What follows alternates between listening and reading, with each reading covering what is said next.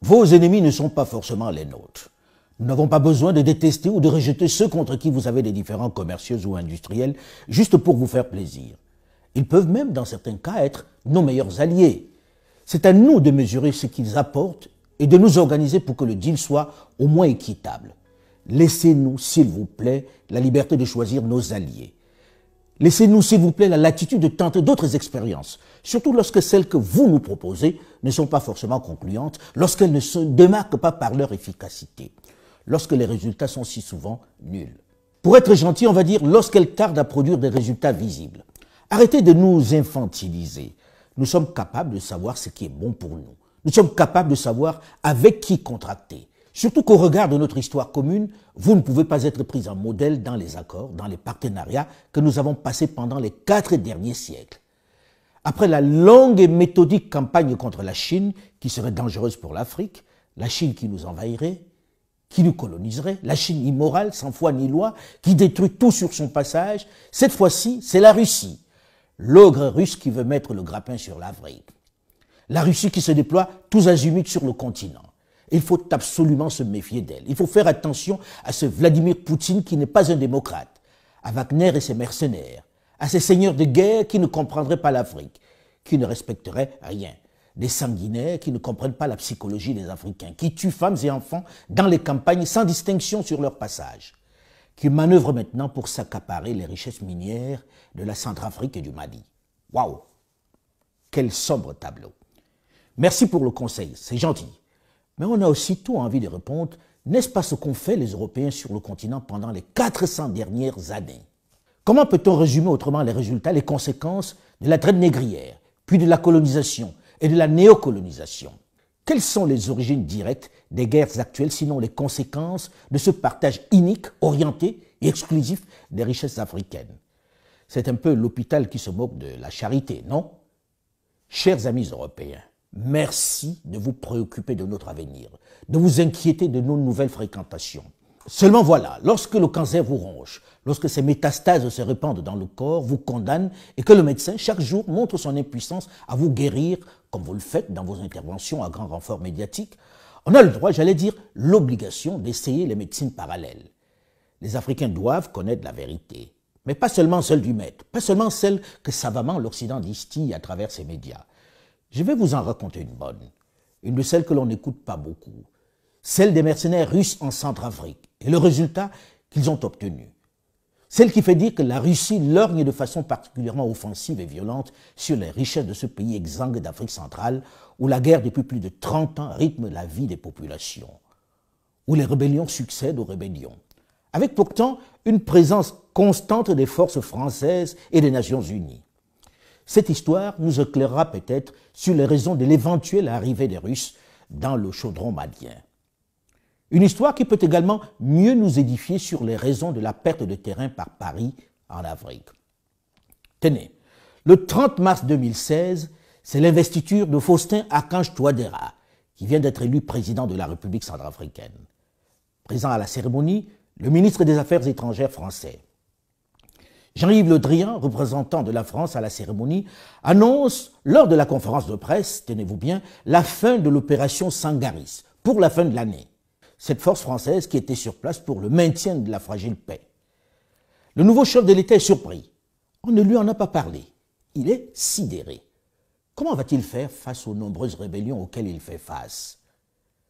En retirant ses troupes, il est évident qu'il ne va pas tenir longtemps. C'est un nouveau coup dur pour le nouveau pouvoir. Surtout qu'en face, la rébellion gagne du terrain. Pour éviter d'être à nouveau balayée par une énième rébellion dans ce territoire où elle se multiplie au gré des intérêts minéraliers, pour essayer de conserver un semblant de paix dans ce territoire exsangue qui bat des records de coups d'État, il se rend à Paris dès le mois suivant, le 24 avril 2016, où il est reçu par le président François Hollande. Il lui demande de maintenir absolument l'opération Sangaris. Sangaris demeurera en Centrafrique, je vous l'assure, et nous ferons en sorte qu'il y ait, pour aider les forces centrafricaines, le soutien indispensable et la présence de nos militaires pour vous accompagner dans la tâche d'encadrement de l'armée centrafricaine qui est essentielle pour assurer la sécurité. Après cette belle promesse faite avec toute la solennité dans la voix devant la presse, lorsque le président Touadéra rentre à Bangui, le ministre des Affaires étrangères français annonce, quelques jours après, le 13 mai 2016, la fin de l'opération Sangaris. Dans la foulée, le même 13 mai de l'année 2016, le président François Hollande, dans un voyage éclair et surprise à Bangui, rend visite à ses troupes où il annonce, tenez-vous bien, le désengagement militaire de la France en RCA. Il le justifie par les trop nombreuses interventions des forces françaises à l'extérieur, le Sahel, la Syrie, la Libye, etc. Ma responsabilité de chef de l'État, une fois que cette opération a été menée à son terme, et avec le succès que l'on vient de saluer, alors c'est d'y mettre un terme. Il faut noter qu'un mois et demi plus tôt, il avait assuré le chef de l'État Touadéra du maintien de l'opération Sangaris. Quel respect pour son homologue africain. Dès le mois d'octobre, Jean-Yves Le Drian vient annoncer la fin de l'opération Sangaris. Terminé, fini. Pas de bilan, pas de préparation, pas de remplacement. Démerdez-vous. De guerre lasse, le président centrafricain vient voir pour la dernière fois, le 21 mars 2017, François Hollande, et lui demande, puisqu'il est nu, puisque personne ne peut plus protéger la capitale d'une rébellion qui menace, s'il peut lui fournir au moins de l'équipement pour son armée. Une armée qui fait la risée de tous, puisque pour s'entraîner, pour ses opérations, pour les simulations, ces hommes en tenue font les exercices avec des bâtons. Oui, ils utilisent des bâtons comme fusils. Leurs images en train de mimer des bruits de coups de feu avec la bouche ont fait rire toute l'Afrique et le monde. Elles ont tellement circulé sur les réseaux sociaux. Alors pour stopper cette situation ridicule et suicidaire, le président Hollande promet 1500 armes à la RCA. Touadéra va s'en contenter. Mais ce n'est pas gagné non plus. Lorsque le président Emmanuel Macron arrive aux affaires en France, le président Faustin Archange Touadéra s'organise pour être rapidement reçu par lui à l'Élysée, dès septembre 2017. Il veut qu'on lui donne les armes promises. Il les attend toujours. Le président Macron l'informe que les armes sont disponibles, mais que leurs livraisons sont bloquées par la Fédération de Russie, qui a émis des réserves au Conseil de sécurité. Rappelons que la RCA est sous embargo depuis 2013 du fait de la grosse crise de 2012-2013. Le président Touadéra se demande alors pourquoi la Russie peut lui en vouloir au point d'empêcher qu'on lui fournisse des armes pour se défendre. Le président Macron lui recommande de solliciter la Russie pour faire lever le blocus, chose que s'empresse de faire le chef de l'État centrafricain dès son retour à Bangui. Il découvre à l'occasion qu'il existe une ambassade de Russie dans son pays. Il convoque alors l'ambassadeur et obtient le contact à Moscou pour solliciter la levée de la réserve émise par Moscou.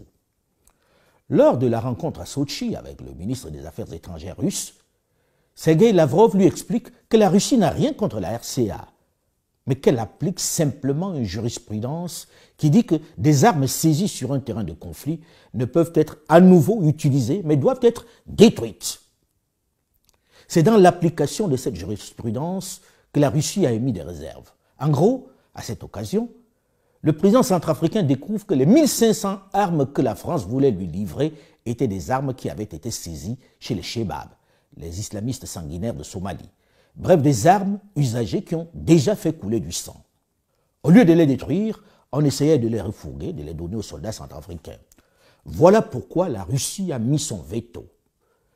Dans la conversation, Sergueï Lavrov, le ministre des Affaires étrangères russe, lui demande de combien d'armes il s'agit en fait. Il ne savait pas. Touadéra lui dit 1500 armes.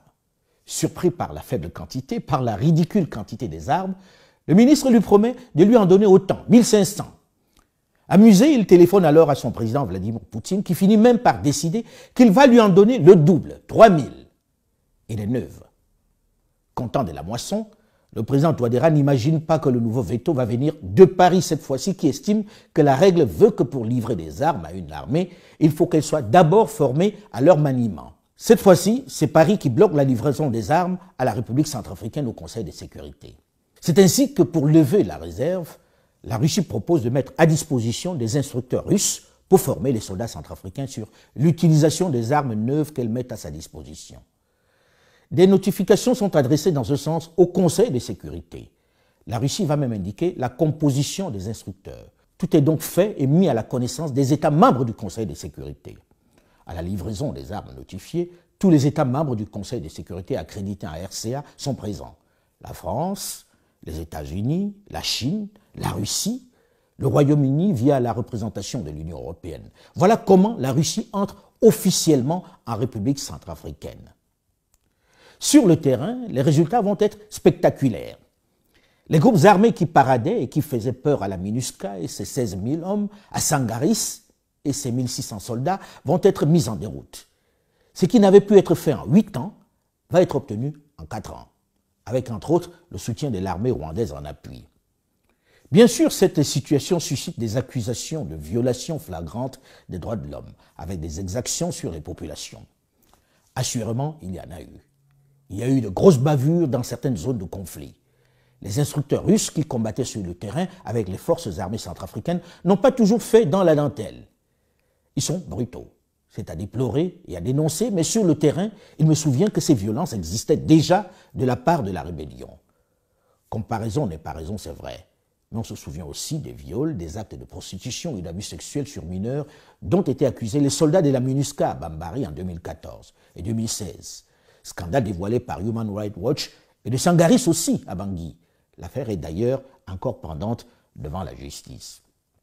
C'est vrai que les autorités, les organisations sous-régionales et l'Union africaine doivent être particulièrement vigilantes sur le comportement des soldats ou les mercenaires de Wagner. On ne doit pas les laisser se livrer à des exactions sur les populations, pas de blanc-seing. Ils ne doivent pas jouir d'une quelconque complaisance.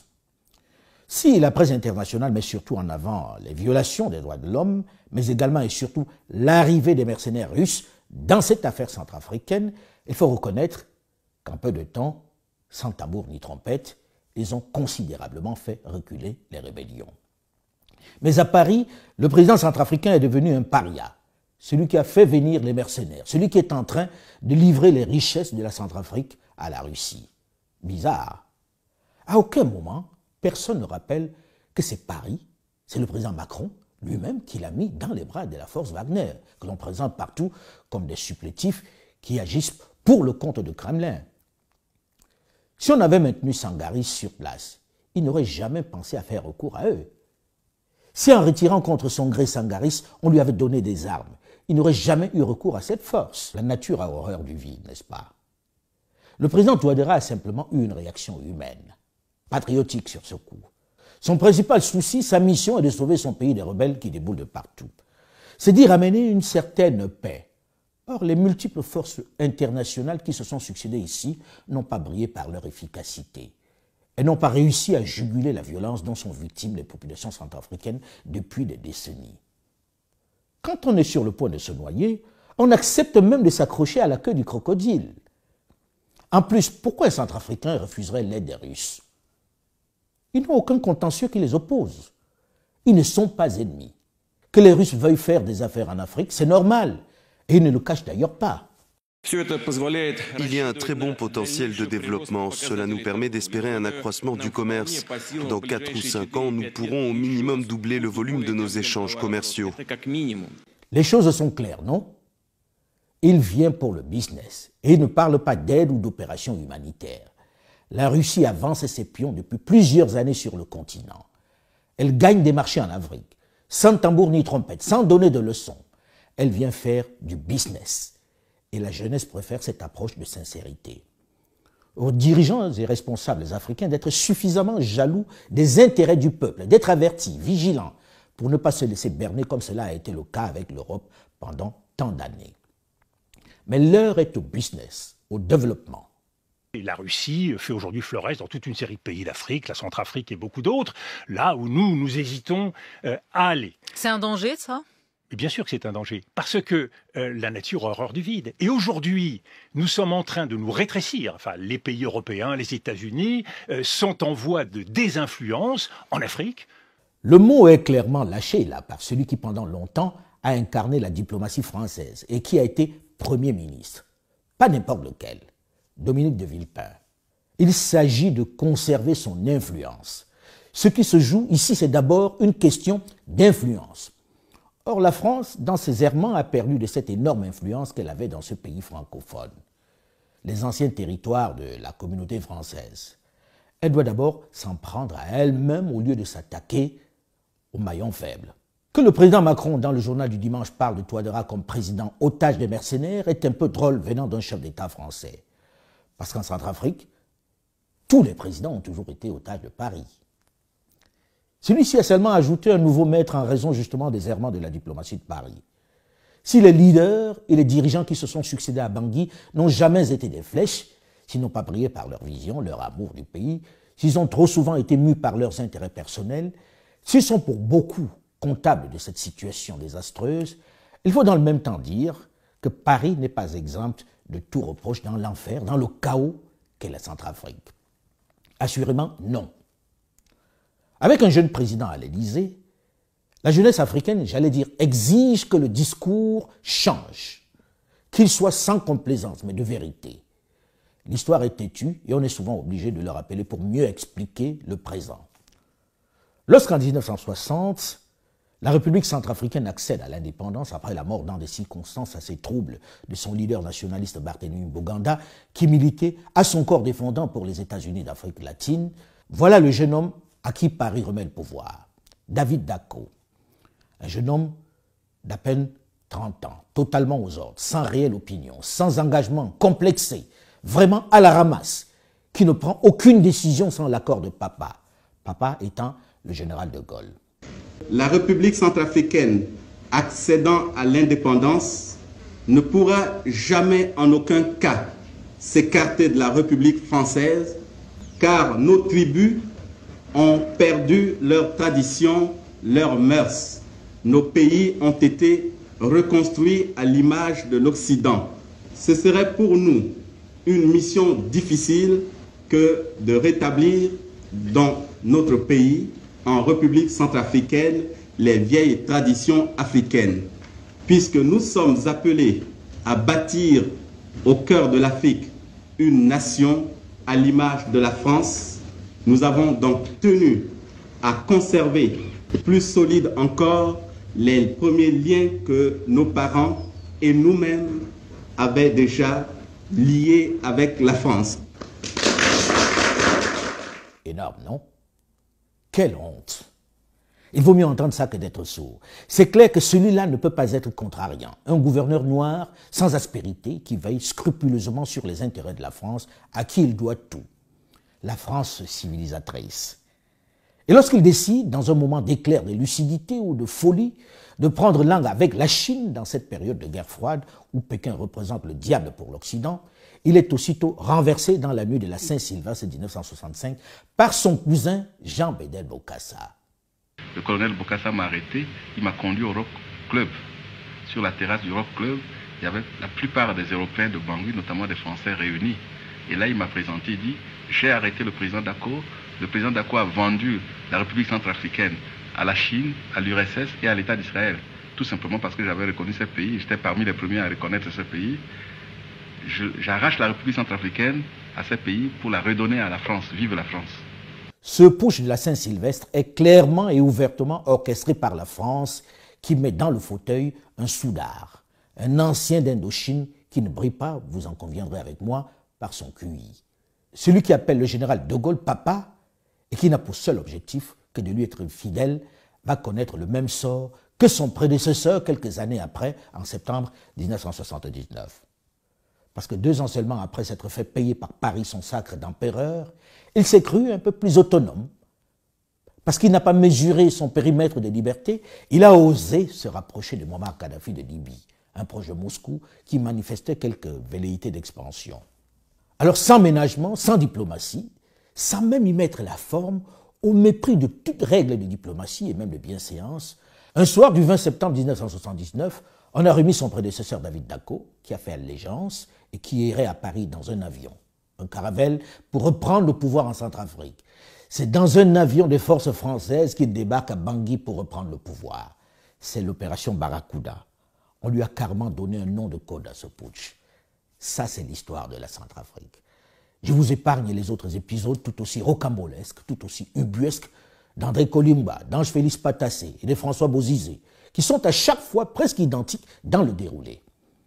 Mais je ne résiste pas à la tentation de raconter cette scène surréaliste à laquelle j'ai assisté accidentellement. Alors que nous sommes à Niamey, au sommet de la Seine-Sade, en 2003, la CENSAD étant la communauté des États sahélo-sahariens, au cours de la soirée qu'offre le guide Muammar Kadhafi à ses homologues, avec un de ses défilés de mode qui lui servait de prétexte pour son marché de chair fraîche, je reçois un coup de fil du capitaine Paul Baril, ancien commandant du GIGN français à la retraite, baroudeur parmi les baroudeurs, créateur de la cellule antiterroriste de l'Élysée, qui à ce moment-là, avec ses hommes, vous voyez, je n'ai pas dit mercenaires, il stationne à Bangui pour protéger officiellement le régime du président Ange-Félix Patassé. Il me dit au téléphone, « Écoute Alain, Paris m'a intimé l'ordre de m'éloigner de Bangui avec mes hommes. Je pense que Déby et Paris se sont finalement mis d'accord pour faire tomber Patassé. Puisque je ne veux pas qu'il soit tué, peux-tu discrètement parler à ton ami Hama Amadou, le premier ministre du Niger d'alors, pour qu'il ne le laisse pas rentrer demain à Bangui. Perturbé, je m'en ouvre au président Amadou Toumani Touré qui était assis à côté de Patassé. C'est celui à qui je pouvais parler sans crainte, puisque Hama Amadou n'était pas accessible sur le lieu. À la fin de la soirée, il tient par la main le président Patassé, qui avait du mal à marcher, et le raccompagne à sa voiture. Mais il ne lui dit rien. Ne me demandez pas pourquoi. Il me demande ensuite d'en informer Hama Amadou. Le lendemain, Patassé remonte dans l'avion sans en être informé. Et c'est lorsqu'il est dans les airs que la tour de contrôle va le tenir au courant de la situation critique à Bangui pour lui éviter d'être canardé à son atterrissage. Têtu ou sûr de son fait comme il l'était, il va tenter d'y atterrir. Mais sous le feu nourri des nouveaux maîtres de Bangui, des hommes de François Bozizé, il va détourner son avion vers Yaoundé au Cameroun. Bozizé est désormais le nouveau maître de Bangui. Encore une décision de Paris. Lorsque l'on révise ces multiples putschs en RCA, on voit bien que tous ces présidents ont toujours été otages. Ils ont toujours été des hommes de paille, des présidents fragiles et aux ordres de Paris qui les changent au gré de ses intérêts. La vérité est que ce qui se joue en Centrafrique est une guerre pour le contrôle des importantes richesses dont jouit paradoxalement ce pays. La Centrafrique, c'est d'abord du diamant, avec une production annuelle de l'ordre de 500 000 carats. Elle occupe le 10e rang mondial par le volume et le 5e rang par la qualité de ses pierres, puisqu'il est présenté comme l'un des plus beaux diamants au monde. Des traces d'or sont relevées dans pratiquement tout le pays. C'est aussi une quantité importante d'uranium, de fer, de cuivre et d'étain. On y trouve aussi une quantité importante de titane, de thorium, pour ne citer que ces richesses minières. Autant de richesses qui, évidemment, aiguisent les appétits et nourrissent les conflits. Toutes les rébellions se concentrent, comme vous pouvez le voir, toujours autour des différentes mines. Cette carte minéralière de la RCA illustre à quel point ce désordre est d'abord une guerre de positionnement autour des minerais. Chaque rébellion occupe une zone minière bien déterminée. Elle s'y accroche de toutes ses forces par la violence. Mais à qui vendent-ils leurs minerais? Qui leur fournit les armes alors que le pays est sous embargo? On ne fabrique pas d'armes en RCA que je sache. Je pense qu'il faut dire les choses avec honnêteté. Paris doit cesser de ne parler que des mercenaires qui prennent le président Touadéra en otage, parce que la plupart des Kenka et même Kadra avons encore en mémoire les tristes exploits de Bob Denard et ses mercenaires, qui ont fait et défait de nombreux régimes en Afrique jusqu'en 1995. Nigeria, Bénin, en passant par le Gabon, l'Angola, le Zaïre, les Comores, les Béninois n'ont pas oublié les morts qu'ils ont laissés sur le carreau à Cotonou en 1977 avant de s'enfuir la queue entre les jambes. Toute l'Afrique n'a pas oublié les millions de morts et de déplacés du Biafra, victimes de l'appétit en pétrole du général de Gaulle. Alors peut-être au lieu de donner des leçons, le président Macron, qui est d'une autre génération, devrait séduire par des propositions concrètes, des solutions, des offres de partenariat clairs et précis, qui puissent séduire une jeunesse décomplexée, qui veut des résultats, une jeunesse avide de changement, avec un logiciel plus mondialisé. C'est peut-être de cela qu'il faudrait parler. Parler de développement en commun. Séduire sans essayer de diaboliser l'autre, parce que la démarche est carrément contre-productive. L'Afrique s'ouvre plus que jamais aux autres sans complexe, même si la plupart de ses dirigeants sont à la traîne. Et elle n'entend plus se faire dicter une quelconque conduite. Le développement est son idéologie, la seule, l'unique. Les autres concepts importés sont désormais analysés et critiqués sans complexe par les jeunes. Ils ne sont pas comme ceux de ma génération qui étaient des éponges et absorbaient toutes les idéologies et concepts de façon religieuse, sans recul. Ils n'ont pas besoin d'appliquer tous les modèles importés et appris dans les grandes écoles occidentales. Ils savent faire la synthèse. Ils savent définir ce qui est bien pour eux. À la France de s'y adapter, au risque de perdre toute son influence. L'heure des leçons de morale est révolue. Et je pense que ce concept d'amis et d'ennemis est une chronique que je vous proposerai dans quelques jours. One of the mistakes which some political analysts make is to think that their enemies should be our enemies.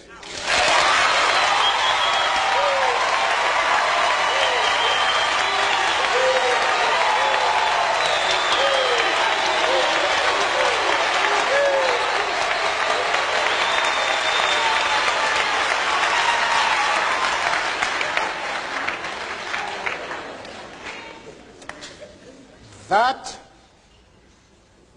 we can and we will never do. Merci pour votre soutien, pour votre partage. Si vous avez apprécié cette chronique, faites-moi plaisir, likez et surtout, n'oubliez pas de vous abonner. Vos commentaires sont évidemment les bienvenus. Attention aux pages Facebook, Twitter, LinkedIn qui publient des textes, des articles qu'ils signent de mon nom. Ils sont tous faux. Je n'en possède pas et je ne vous solliciterai jamais pour un quelconque deal commercial. À bon entendeur, salut.